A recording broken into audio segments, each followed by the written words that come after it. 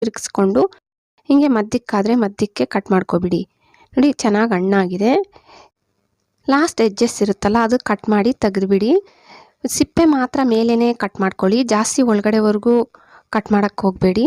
ನೋಡಿ last edges cut ಮಾಡಿಬಿಟ್ಟೆ. ಇವಾಗ ಸೈಡ್ಸು ಬಂದಿದೆಯಲ್ಲ ಆ ಸಿಪ್ಪೆ ನೀಟಾಗಿ ಮೇಲೆಗೆ ಮಾತ್ರ ಕಟ್ ಮಾಡ್ಕೊಳ್ಳಿ, ಒಳಗಡೆ ಹಣ್ಣು ಬರಬಾರ್ದು. ನೋಡಿ ಸಿಪ್ಪೆ ನೋಡ್ತಾ ಇದ್ದೀರಲ್ಲ, ಹಂಗೆ ನೀಟಾಗಿ ಕಟ್ ಮಾಡಿದ್ಮೇಲೆ 2 ಇಂಚು ರೌಂಡಾಗಿ ಕಟ್ ಮಾಡ್ಕೋಬೇಕು. ಸೇಮ್ ರೌಂಡಾಗಿ ನೋಡಿ ನಾನು ತೋರಿಸ್ತಾ ಇದ್ದೀನಲ್ಲ ವಿಡಿಯೋದಲ್ಲಿ, ಒಂದಷ್ಟು ದಪ್ಪ ಕಟ್ ಮಾಡಿಕೊಂಡ್ರೆ ಸಾಕು. ತಿರುಗಿಸ್ಕೊಂಡು ಕಟ್ ಮಾಡ್ಕೊಳ್ಳಿ. ಫಸ್ಟ್ ಒಂದು ಕಡೆ ಮತ್ತು ಇನ್ನೊಂದು ಕಡೆ ತಿರುಗಿಸ್ಬಿಟ್ಟು ಹಿಂಗೆ ಕಟ್ ಮಾಡ್ಕೋಬೇಕು.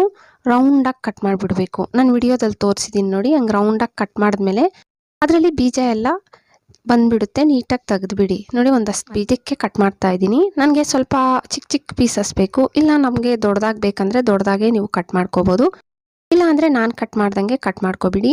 ಅಂದರೆ ಮಕ್ಕಳಿಗೆ ನಾವು ತಕ್ಷಣ ಸರ್ವ್ ಮಾಡಬೇಕು, ಇಲ್ಲ ಮನೆಗೆ ಯಾರನ್ನ ನೆಂಟರು ಬಂದಿದ್ದಾರೆ ನಾವು ಕಟ್ ಮಾಡಿಬಿಡ್ಬೇಕಂದಾಗ ಈ ಥರ ಈಸಿಯಾಗಿ ಕಟ್ ಮಾಡ್ಕೋಬೋದು. ಇದ್ರ ಮೇಲೆ ಸ್ವಲ್ಪ ಚಾಟ್ ಮಸಾಲ ಆಗಲಿ, ಇಲ್ಲಿ ಪೆಪ್ಪರು, ಸ್ವಲ್ಪ ಸಾಲ್ಟ್ ಹಾಕಿ ಸರ್ವ್ ಮಾಡ್ಬೋದು. ಇಲ್ಲ ಒಂದು